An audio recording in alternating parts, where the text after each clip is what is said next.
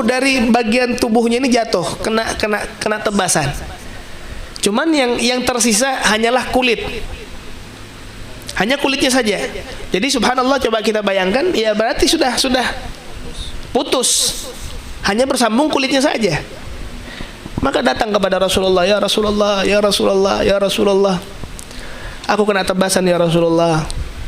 Maka diambil oleh Rasulullah, disambungkan kembali dan diikat, dan pada saat itu diludahi oleh Rasulullah Sallallahu Alaihi Wasallam dan bersambung dan diceritakan bahwa pada peperangan itu dia teruskan.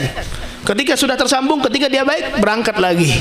Apa kata Sayyidina Ali? Idza hamal watis ihtamaina bi Rasulillah. Ketika terkecamuknya peperangan yang luar biasa dan ketakutan di antara orang muslim, dia pasti larinya kepada Rasulullah seluruhnya. Tayyib. Qatadah juga di antara peperangan, beliau ini kena tombak ataupun kena panah sampai keluar matanya, di pipinya. Bola mata itu, iya sudah keluar, dipegang. Balik lagi kemana? Larinya kepada Rasulullah. Ya Rasulullah, ya Rasulullah, mataku keluar ya Rasulullah. Apa kata Rasulullah? Sabar, falakal jannah. Kalau engkau bersabar, ente dapat surga. Apa ujar Sidin? Ya Rasulullah, kalau engkau biarkan seperti ini ya Rasulullah, perempuan tidak ada yang mau sama aku. An-nisa tu'ayyirni, perempuan tidak yang mau. Karena dipandiri lah, picek lah, cacat dan seterusnya. Maka mun seperti itu, jar Nabi, diambillah matanya, bola matanya dimasukkan kembali dan ditafal, yaitu diludahi oleh baginda Muhammad sallallahu alaihi wasallam. Oh, itu Habib di zaman Nabi hidup.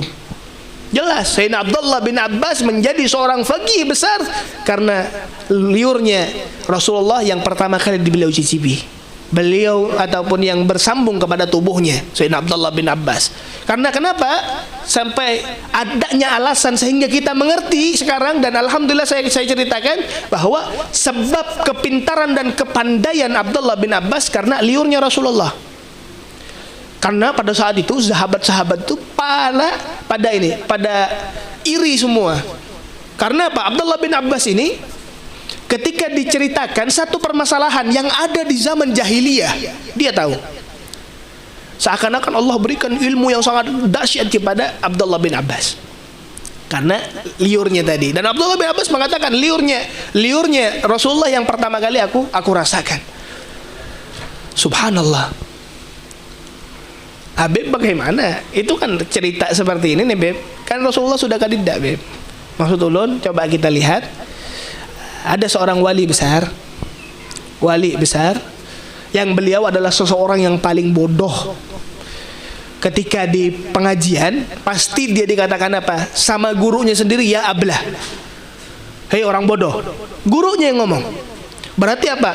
Bodohnya tidak bisa dipungkiri lagi, berarti sudah bodoh banget. Dia mimpi Rasulullah pada malam harinya. Dia mimpi Rasulullah diambil itu mulutnya, diludahi oleh Sayyidina Rasulullah. Dan Allah Subhanahu wa taala pada saat itu juga dia bangun dan menjadi seseorang yang sangat alim, bahkan menggantikan gurunya pada saat itu juga. Karena bekas ludahnya Rasulullah. Di mimpi, apa kata Rasulullah? Man ra'ani fil manam faqad ra'ani. Kenapa kok bisa beliau mimpi dan Allah berikan ilmu orang bahari dan ilmu orang yang ke depan? Karena adanya ta'alluq, adanya ikatan kepada baginda Muhammad. Sampai diriwayatkan karena beliau ini sering bersolawat dengan ikatan. Ada solawat dengan ucapan saja, ada solawat yang lebih dahsyat lagi dengan ikatan kita kepada Rasulullah. Minta sama Allah, ya Allah bihubbi, dengan cintanya aku sampaikanlah salawatku kepada baginda Muhammad sallallahu alaihi wasallam. Niscaya Pak Rasulullah mengerti, Rasulullah mengetahui. Dan semoga kita sebelum kita mengakhiri kehidupan ini, Allah Subhanahu wa taala muliakan mata kita dengan memandang baginda Muhammad. Amin amin ya rabbal alamin. Terakhir Haddatsana Ahmad bin Mani, haddatsana Ismail bin Ibrahim, haddatsana Ali bin Zaid an Umar wa huwa ibnu Abi Harmalah an Ibni Abbas. Dari Sayyidina Abdullah bin Abbas, beliau mengatakan dakhaltu ma'an Nabi ma'a Rasulillah ana wa Khalid bin Walid. Aku masuk ke rumahnya Sayyidi Maimunah. Dakhaltu ma'a Rasulillah wa ana wa Khalid. Jadi ada 3 orang masuk ke rumahnya Maimunah. Siapa Maimunah? Istri baginda Muhammad. Maimunah bint Harith. Maimunah bint Harith. Nama aslinya Burrah, cuman diganti oleh Rasulullah. Fa anti Maimunah. Nah, itu istrinya, salah satu istri Rasulullah yang dinikahi di tahun 7 Hijriah. Di tahun berapa? 7 Hijriah. Ketika itu Rasulullah kalau tidak salah lagi berangkat menunaikan umrah kalau tidak salah. Yang masuk ataupun yang ke dalam rumahnya istri Rasulullah yaitu Khalid bin Walid dan juga Maimunah dan juga Abdullah bin Abbas. Wah Habib, bagaimana Habib? Kok ada orang luar yang masuk yang bertamu kepada istrinya Rasulullah? Maka jawabannya Maimunah ini adalah bibi dari Khalid dan bibi dari Abdullah bin Abbas. Berarti apa maksudnya? Mahram, memiliki mahram. Jadi tidak gampang sahabat ini bertemu dengan istri-istri Rasul. Tidak gampang dan bahkan itu dilarang.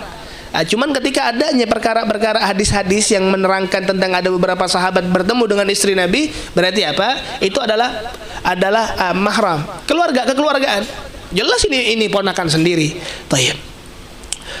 Maimunah ini diwafatkan ataupun Allah Subhanahu wa taala meninggalnya ataupun mencabut nyawanya Maimunah di tahun ataupun di umur beliau yang 80. Berarti panjang umur Sidin.